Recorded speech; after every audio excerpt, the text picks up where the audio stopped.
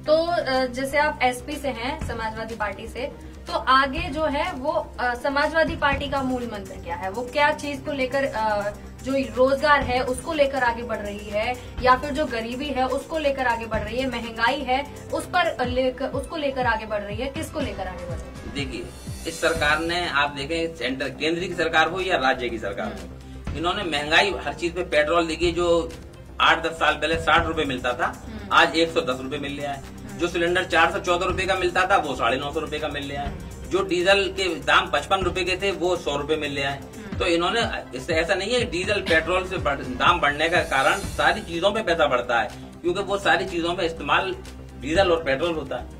हमारी जो गृहिणियां हैं उनका बजट गड़बड़ा गया। 1000 रुपए का सिलेंडर बेचारी महिला कैसे खरीदेगी और कैसे वो घर को चलाएगी? तो ये जितनी हमारी वो पूर्ववर्ती सरकार थी अखिलेश जी की, उन्होंने जनता के लिए लाभ दिया। देखिए, हमारी बहन बेटियों को जिन्होंने हाई स्कूल किया था उनके लिए लैपटॉप बांटे गए थे, आपको याद होगा जरूर, और हो सकता है आपको शायद लैपटॉप भी मिला हो अगर आपने उस समय आपने पढ़ाई की हो।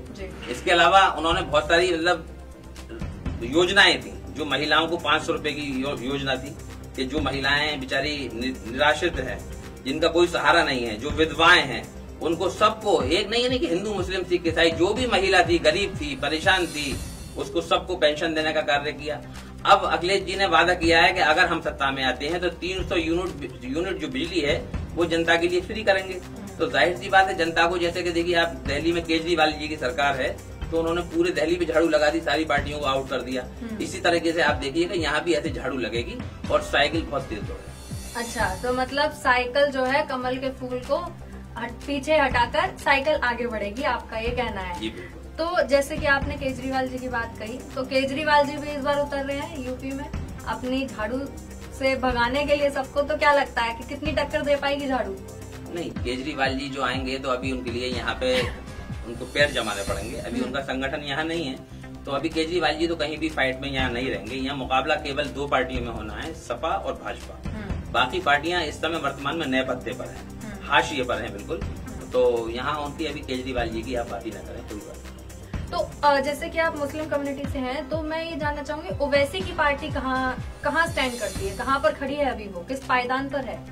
देखिए, ओवैसी साहब को तो हैदराबाद देखना चाहिए जहाँ से वो आते हैं। अब यहाँ आने के बाद में अगर भाजपा को फायदा पहुंचवाना चाहते हैं ओवैसी साहब तो फुल आए, स्वागत है उनका, और भाजपा वाले शायद उनका स्वागत भी कर रहे हैं। मतलब आप मानते हैं कि वो वोट काटने का काम करेंगे अगर यहाँ आते हैं तो?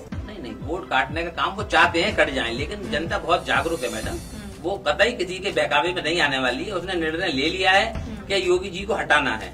जब योगी जी को हटाना है तो किसी को भी वोट कौन रह जाता है सामने, बताइए? जिसने 5 साल तक सड़कों पे संघर्ष किया है वो एक ही पार्टी थी, समाजवादी पार्टी। दूसरी पार्टी तो आई नहीं संघर्ष करने के लिए। तो जाहिर सी बात है जब संघर्ष जिसने किया है तो उसी को सत्ता का सपना। अब मैं इस बात पे आना चाहती हूँ, जैसे मैंने अभी एक स्टेटमेंट पढ़ा था अखिलेश यादव जी का। उन्होंने बोला था कि मैंने जो वैक्सीन है वो इसलिए नहीं लगवाई क्योंकि जो सर्टिफिकेट होता है उसका, कोविशील्ड का या कोवैक्सीन का, जिसका भी लगवाते हैं, उस पर नरेंद्र मोदी जी का चेहरा होता है, इसलिए मैंने नहीं लगवाई। तो ये आप नहीं मानते कि ये जो एक यूथ है जो उनको फॉलो करता है कि वो उनसे जागरूक होकर वो नहीं लगवाएगा वैक्सीन तो आगे नुकसान है क्योंकि उनकी हेल्थ को जो है वो खराब करेगा? इस पर आपका नहीं, गलत, उनके संदेश को गलत उसमें मायनों में हमने लिया। उनका कतई तात्पर्य ये नहीं था कि वैक्सीन न लगवाई जाए। उन्होंने कहा था कि सर्टिफिकेट पे जो वैक्सीन लग रही है मोदी जी का फोटो है, तो जो मृत्यु प्रमाण पत्र जो बनाए गए, जो लाखों लोग मरे गए, तो उस पे अपना मोदी जी ने फोटो क्यों नहीं लगाया? अगर डेथ सर्टिफिकेट पे भी फोटो मोदी जी अपना लगा देते तो हमें बहुत अच्छा लगता है कि वैक्सीन पर भी मोदी जी अपना फोटो लगा रहे हैं। तो ये दोहरे मापदंड है इनके। जो लाखों लोग मारे गए हमारे बेचारे हिंदू, मुस्लिम, सिख, ईसाई, आपने देखा होगा, उनके लिए अड़तियां, लाइन लगी हुई थी नुमाइश पे। जो हमारा मोक्ष धाम है वहाँ मतलब बहुत सारी लंबी लाइनें लगी हुई थी। जो मृत शरीर थे उनकी, शाहजमाल कब्रिस्तान है, वहाँ पर 28, 30, 35 बॉडियां एक दिन में आ रही थी। तो आप देखिए पूरा शाहजमाल का कब्रिस्तान भर गया है। तो जो मृत्यु सर्टिफिकेट उस दौरान कोविड के दौरान जारी हुए थे उसमें मोदी जी ने अपना फोटो मुस्कुराते हुए क्यों नहीं लगवाया? अगर मोदी जी उस पर भी फोटो लगवा देते तो हमें इस पर आपत्ति नहीं होती, ना अखिलेश जी को आपत्ति होती। तो आप ये मानते हैं कि जैसे उन्होंने वैक्सीन नहीं लगवाई है तो क्या ये सही है उनकी हेल्थ के लिए? आगे चलकर उनको भी तो नुकसान हो सकता है। वैक्सीन का विरोध नहीं किया है अखिलेश जी। अखिलेश जी ने फोटो का विरोध किया है कि मैं इस कारण नहीं लगवा रहा कि पहले उन गरीबों को तो वैक्सीन लग जाए, जब अंतिम वैक्सीन होगी तो मैं लगवा लूंगा। पहले मेरे मोदी जी ने क्या किया, पहले खुद वैक्सीन लगवाई। अरे पहले देश की जनता को वैक्सीन लगवा दी होती, फिर उसके बाद में पूर्ण रूप से स्वस्थ आप होते। आपने पहले खुद लगवाई और बाद में जनता के लगवा रही है। और अखिलेश जी ने कहा कि पहले जनता के लग जाएगी, उसकी अंतिम वैक्सीन जो होगी वो मैं लगवाऊंगा। मतलब वो लगवाएंगे? बिल्कुल लगवाएंगे। अच्छा, तो जैसे अभी मैं आऊंगी किसान के मुद्दे पर आऊंगी। जैसे किसान है, 1 साल होने को है जो किसान सड़कों पर बैठा है, उस पर आप क्या कहेंगे? क्योंकि जो कुछ लोग हैं जो ये बोल रहे हैं कि जो किसान बैठे हैं सड़क पर वो असली किसान नहीं है, वो कांग्रेस के भेजे हुए किसान हैं, जो विपक्षी पार्टियां हैं उनके भेजे हुए ढोंगी लोग हैं जो सड़क पर बैठ के विरोध कर रहे हैं। तो उस पर आप नहीं, ये सर्टिफिकेट देने वाला कौन होता है कि कोई असली किसान है या नकली किसान है? उनके जाके पूछिए, उनके जो पर्दे जेब में रखी हुई हैं उसके अंदर उनका नाम लिखा हुआ है, उनकी गाटा संख्या लिखे हुए हैं मैडम। वो देखिए, वो किसान मतलब जो अन्नदाता है, जो पूरे देश को 2 साल से पूरे भारतवर्ष के अंदर जब कोई सारी फैक्ट्रियां, सारे कारखाने, सारे जितने भी औद्योगिक इकाइयां हैं सब बंद थी, जब भी किसान खेतों पे काम कर रहा था और उसी ने पूरा पालन पोषण पूरे भारतवर्ष का किया है। तो उनको तो हमें सैल्यूट करना चाहिए और शर्म आनी चाहिए सरकार को कि 600-700 किसान हमारे बॉर्डर पर, सिंगू बॉर्डर पर और दूसरे बॉर्डर पर धरना देते हुए मारे गए। उन पर सर्दी का असर हुआ, ओले पड़े और बरसात हुई, गर्मी हुई, और ये निर्दयी सरकार ने उनके लिए कुछ नहीं किया और किसानों को मरने के लिए बॉर्डरों पे छोड़ दिया गया। और अभी आपने देखा होगा लखीमपुर खीरी में जिस तरह से किसानों को मंत्री जी के पुत्र ने रौंदा है, वो तो बड़ी शर्म की बात है। और इस तरह की सरकार को तो खुद ही इस्तीफा देके और झोला लेके चला जाना चाहिए। जैसे कि आपने बोला कि उन्होंने गाड़ी से रौंद डाला उनको, तो उस पर उनका कहना है कि जो लोग थे वो उन पर पत्थरबाजी कर रहे थे, जिस वजह से उनका डिसबैलेंस हुआ और उनके ऊपर गाड़ी चढ़ गई। उस पर क्या कहें? क्या आप मीडिया से हैं, आपने एक भी पत्थर देखा था चलता हुआ वहाँ पर?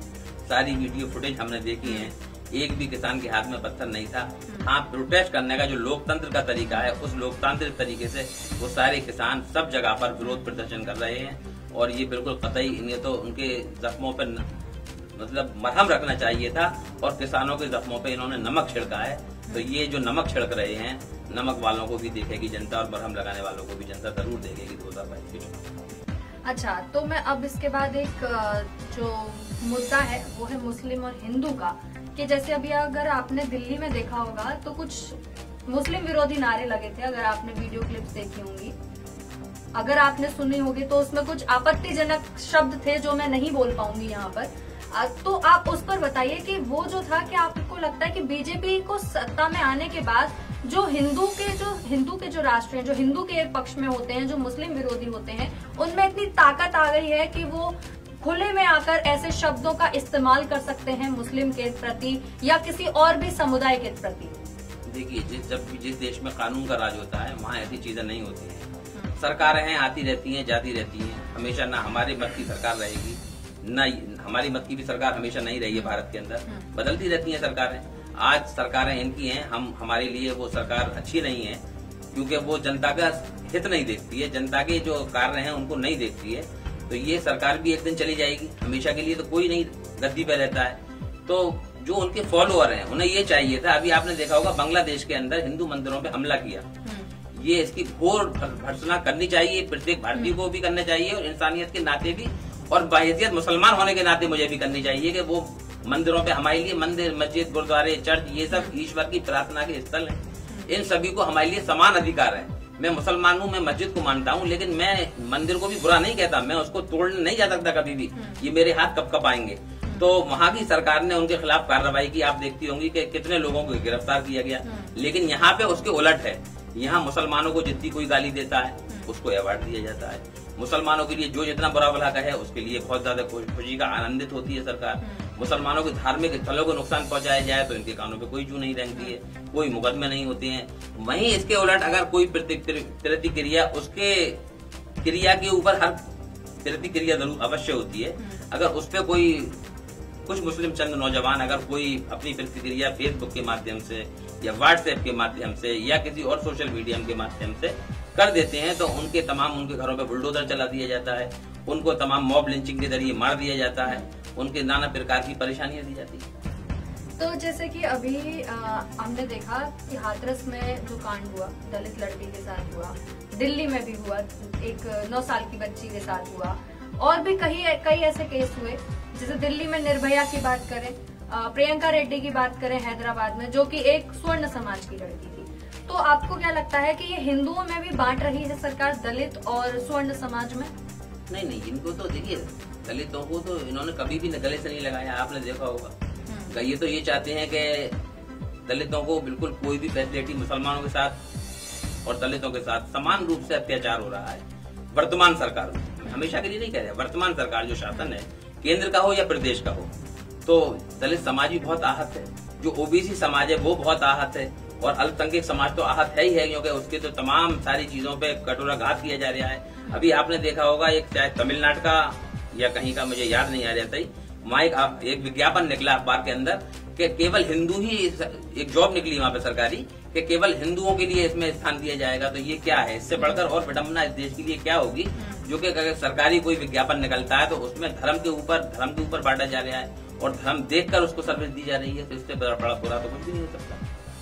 जैसे कि आपने बोला कि बीजेपी सरकार जो है मुस्लिम और हिंदू में बांटती है, लेकिन उनका कहना है कि हमने मुसलमानों के लिए भी बहुत कुछ किया है, जैसे कि हमने 3 तलाक हटाया मुस्लिम बहनों के लिए, माताओं के लिए, तो वो एक अच्छा कदम है। तो आप इस कदम को किस तरीके से मानते हैं? क्या ये वाकई में एक अच्छा कदम था? नहीं, 3 तलाक हटाया वो ये कहते हैं, बड़ी गलत कहते हैं। उन्हें इस्लाम का कोई विद्वान तो है नहीं, वो ज्ञान भी नहीं है। जो चाटुकार लोग कुछ मुस्लिम समाज के या कुछ इस्लाम के ज्ञाता, उन्हें जो जैसा भी ज्ञान करा देते हैं वो मानते हैं। इस्लाम में पहले फर्स्ट डे से ही 3 तलाक का यही मसला है जो आज सरकार कह रही है। उसी तरीके से तलाक दी जाती है और एकदम 3 तलाकें नहीं दी जाती हैं। वो एक कुप्रथा थी जो समाज में चल रही थी और वो कुप्रथा समाप्त हो रही है। और जो पढ़े लिखे लोग हैं वो हमेशा जो नया कानून है उसी के हिसाब से पहले भी तलाकें देते आए हैं, क्योंकि हालांकि तलाक देना इस्लाम के अंदर जायज है, लेकिन सबसे ज्यादा नापसंदीदा अमल भी है। उसको जो अल्लाह ताला है और हजरत मोहम्मद मुस्तफा सल्लल्लाहु अलैहि वसल्लम है, वो उसको पसंद नहीं करते कि किसी महिला को तलाक दिया जाए, किसी महिला का उत्पीड़न किया जाए, जो कि महिला और पुरुष दोनों समान हैं और उनको समान रूप से जीने का सबको अधिकार है। तो मेरा एक आखिरी क्वेश्चन रहेगा कि अब फिर 2022 में जो चुनाव आ रहे हैं, तो उसमें आपको क्या लगता है कि कितने मत से जो समाजवादी पार्टी है वो विजयी रहेगी, और सबसे जो उनके विरोधी पार्टी है वो कौन सी लगती है सबसे ज्यादा? देखिए, जब जीतना होता है तो उसमें मत की गिनती नहीं देखी जाती है। जीत को याद किया जाता है कि कितने वोटों से कौन जीता है। ये नहीं जीता जाता कि लाख से जीता है या 1 वोट से जीता है। जीत होती है और पूर्ण बहुमत की सरकार समाजवादी पार्टी अखिलेश यादव जी के नेतृत्व में बनाने जा रही है 2022 में। और आपने देखा होगा इनके जो मंत्री हैं, मैंने अभी देखा था, वो जो उप मुख्यमंत्री हैं उनका भी बयान आ रहा था, वो अधिकारियों को भी संदेश दे रहे थे कि देख लेना, अच्छा नहीं होगा अगर हार जाते हैं। तो ये बौखलाहट है, जो कि वो बौखलाहट होती है कि जब सरकार जा रही होती है, जब सत्ता खिंच रही होती है, तो इस तरह की चीजें आने लगती हैं। और अभी से इन लोगों ने अपना माइंड मेकअप करना शुरू कर दिया है। अपने जो संतुलन है वो इनका बिगड़ता जा रहा है, और क्योंकि इनकी जमीन खिसक रही है। ओबीसी समाज, दलित समाज, मुस्लिम समाज और जितना भी मतलब सेकुलर फोर्सेज हैं, जो भारत के संविधान में अटूट विश्वास करने वाले जो लोग हैं, वो इनसे दूर जा रहे हैं। बीजेपी को कुछ अध्यक्षों का कहना है कि जो लड़ाई है वो सिर्फ एसपी, बीएसपी और कांग्रेस में 2nd नंबर पे आने की लड़ाई है, क्योंकि फर्स्ट पे तो बीजेपी आने वाली है। देखिए, अब इससे ज्यादा और क्या हो सकता है भाई? किसी की लड़ाई है, आपसे क्या मतलब है कौन फर्स्ट और 2nd आएगा? आप तो अपनी देखिए कि 4थे नंबर पे आ रहे हैं या नहीं आ रहे हैं आप। इनकी दशा वो दुर्दशा होने वाली है कि आप भी देखेंगी, और आपके स्टूडियो में फिर आकर मैं 2022 में जब सरकार बन जाएगी तो इंटरव्यू के लिए जरूर बुलाइएगा। फिर मैं बताऊंगा कि वो जो वादा कर रहे थे कि उनके वादे का क्या हुआ और जो हमारा वादा है उस वादे का क्या होने वाला। चलिए, बहुत बहुत धन्यवाद आपका हमारे चैनल से बात करने के लिए। बहुत वीडियोस देखने के लिए सब्सक्राइब करें HBN न्यूज, बेल आइकन दबाकर लेटेस्ट नोटिफिकेशन पाएं।